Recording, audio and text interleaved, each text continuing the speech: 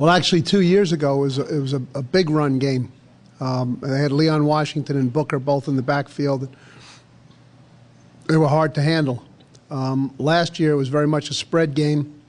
I think they threw 55 or 60 passes in the game. And it started that way, and it stayed that way. And that's what makes them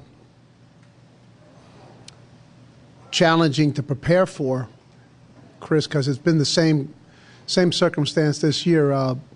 They opened in 4 wide receivers against Boston College, and they played 3 and 4 wide receivers almost exclusively throughout the game. They came back the very next week, last week against Maryland, and opened in the I formation. And so it runs the full range, and they're only what makes it challenging isn't in putting things on paper, but there are only so many practice plays available every day. And it's caused a lot of thinking on our part to try to make our choices, because if you can have a heck of a practice today if you choose to work on the wrong things or you miss the mark in terms of what they do. And there's such a range of what they do. It is kind of a little bit like pin the tail on the donkey, trying to catch what they are doing. But this team has certainly got a lot of talent. Okay, when we watch Florida State extensively, what we continue to see is lots of speed and lots of talent. Nothing's changed in that respect. What is missing is just experience. They have a lot of players that are moving into full-time positions at an early point. Whatever it was, 8 or 9 guys they had drafted last year. They had 4 first-round players on defense alone. That's quite a talent drain to replace. And so that, in combination with some of the players they've had injured, they have a lot of these terrific-looking young players who in previous seasons would rotate in and get 10 or 12 plays a game until they moved into the point in their career where they became the frontline guys. Now those players are having to take on the burden of a lot more plays than 10 or 12. But they still show the same type of talent and speed and skill that's been there for a long time. And probably my perspective on that is that during the years that I wasn't coaching in college, Florida State is one of the teams that I was most familiar with. And that's simply because when it came time for the draft, they were always one of the teams that would have considerable amount of players that would be assigned for us to evaluate. And so there were many a time where I was there for their pro-workout day. In fact, and many a time I would go in there and spend a day and a half.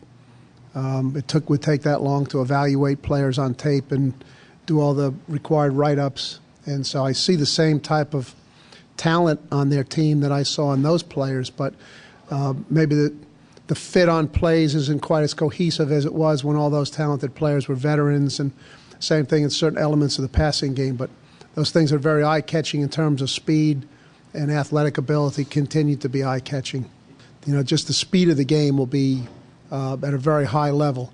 And then there's the obvious with Chuck Amato coming from Florida State and being a defensive coach there for quite a while. There's a similarity in the scheme, so there's some carryover in terms of the speed of the game in which it'll be conducted and the type of scheme that we're dealing with.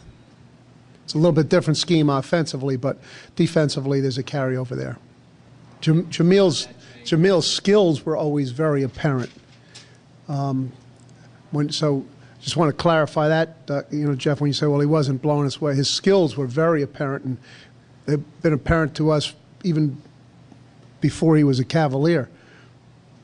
What was missing was just, can he go in the game and be a better quarterback in the game at this point than the other players can, and for a variety of circumstances.